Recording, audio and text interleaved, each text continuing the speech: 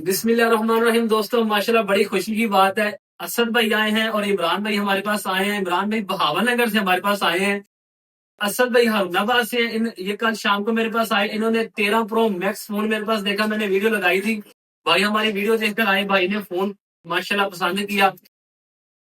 असद भाई ने इमरान भाई को बुला लिया कि यार आ जाए फोन देख ले। इमरान भाई ने पहले तो मार्केट विजिट की हमारे हारूनाबाद की, उसके बाद मेरे पास आए, मेरे भाई को फोन दिखाया, हमारा रेट तय हो गया और बहुत ही रीजनेबल रेट में भाई को फोन दिया। ठीक है जी, तो इमरान भाई से रिव्यू लेते हैं यार, कैसा फोन लगा और कैसा रेट लगा आपको।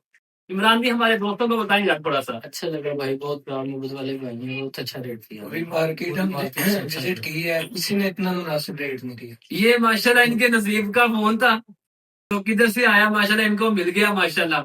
ये 100 हेल्थ वाला है, 128 GB वाला है और फैक्ट्री अनलॉक मॉडल है माशाल्लाह। भाई को अल्लाह आपके नसीब करे जी।